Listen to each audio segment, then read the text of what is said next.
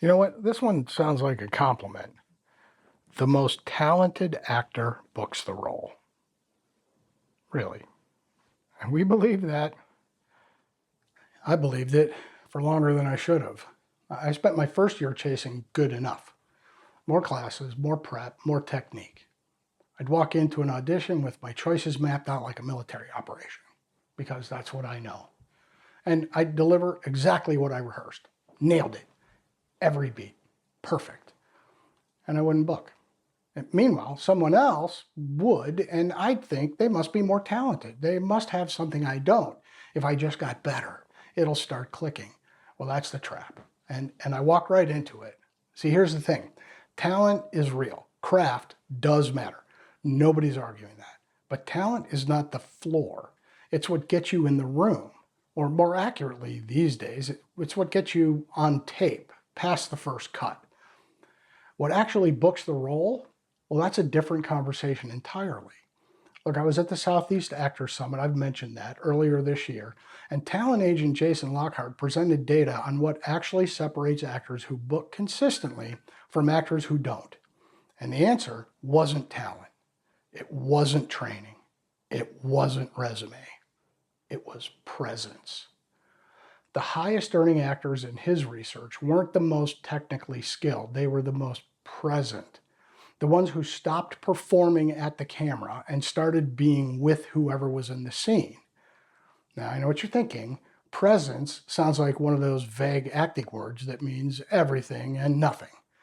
But stick with me here, because it showed up everywhere at that summit. Casting director Amanda Lanker Doyle, she evaluated 24 self-tapes live on stage, 24 actors, all submitting for the same role. And the number one problem she flagged over and over, one-note energy. Actors performing confidence instead of actually being confident, projecting instead of connecting. And here's the part that'll mess with your head. The actress she flagged as the most likely to move forward, she said the woman was objectively wrong for the role. Wrong type, wrong energy from what the breakdown asked for. But Amanda would have sent her to producers anyway. Why? Because that actress was actually in the scene, not watching herself be in the scene, not performing present, actually there. And yeah, objectively wrong, still move forward. I mean, chew on that. The next time you convince yourself you're not right for something. Chase Paris put it even more bluntly. He said, and I'm paraphrasing here, the reason you don't get a role rarely has anything to do with your acting. Rarely has anything to do with your acting. Let that sink in for a second. Because if you're an actor who's been grinding away at technique, taking every class, getting notes, working on your instrument, and you're still not booking, that sentence should actually be a relief. It means the problem probably isn't that you're not good enough. It means you might be so focused on being good that you forgot to be real. I know, because I did this. I'd rehearse a self-tape until I had exactly the performance I wanted locked in, bulletproof.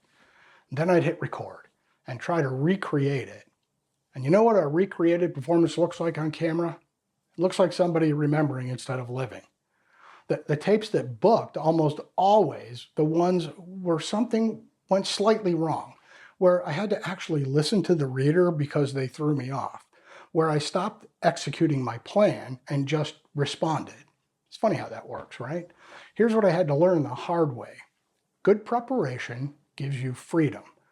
Over preparation gives you a cage. When you prepare to be impressive, when every beat is mapped, every choice is locked, you walk in carrying a performance you're trying to deliver instead of a scene you're trying to live in.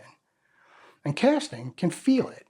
The second you're monitoring yourself from 6 feet outside your own body, checking if you're hitting your marks, watching your own performance while you're giving it, you've left the room emotionally. You're gone. The body's there, but nobody's home. And look, I spent a solid 2 years doing this before I figured it out. It's possibly longer, I don't know. I'm being generous with myself. But the fix isn't less preparation. It's different preparation. You do the work, the script analysis, the character choices, the rehearsal, and then you let go of it. You walk in knowing the material cold so you can forget about it and just be there. Look, Anthony Hopkins reads the script 200 times, not so he can perform it perfectly, so he can stop thinking about it and actually be present in the moment. So if you've been chasing talent, if you've been thinking one more class, one more technique, one more tool in the toolkit, and then you'll start booking, maybe the work isn't getting better. Maybe the work is getting out of your own way. The most talented actor in the room doesn't always book the role, but the most present actor, well, they book a lot more than you'd expect. So stop being impressive. Start being present. Hey, you want to go deeper? Well, I wrote more about this at gary-mason.com/blog. The link is in the description. New myths busted every week. Hit subscribe, and I'll see you in the next one.